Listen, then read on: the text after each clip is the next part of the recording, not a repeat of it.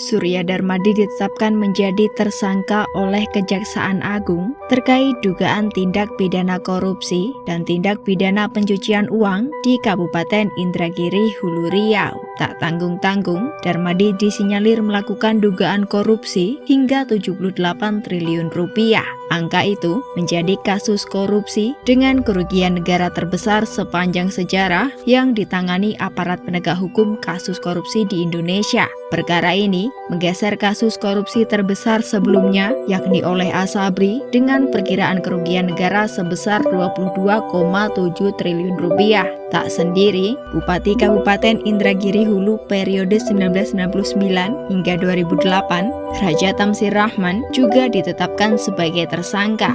Surya Darmadi sendiri kini berstatus sebagai DPO atau Daftar Pencarian Orang alias buron sejak 2014. Darmadi disinyalir bersembunyi di Singapura yang menjadikannya masih belum ditahan hingga saat ini.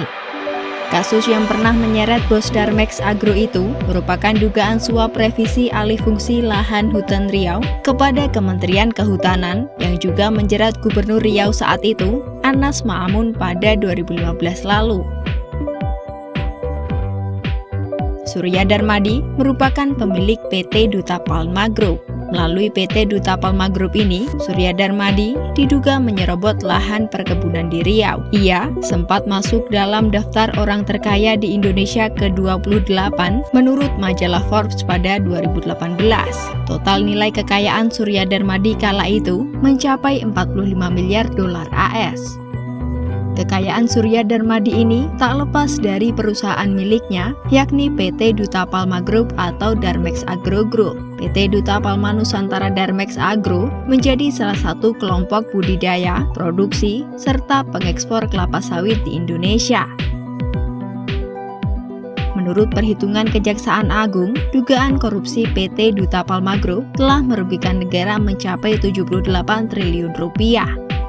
Angka itu diperoleh dari akumulasi kerugian keuangan negara yang ditambah dengan kerugian perekonomian negara. Perhitungan kerugian perekonomian negara dihitung dari berbagai aspek seperti kewajiban pembayaran yang tak dipenuhi, termasuk dana reboisasi yang selama ini tidak dibayar PT Duta Palma Group. Kerugian perekonomian negara juga dihitung dari nilai produksi sawit sejak perkebunan itu berdiri hingga saat ini, termasuk kerugian lingkungan akibat perambahan hutan yang diubah menjadi hutan kelapa sawit.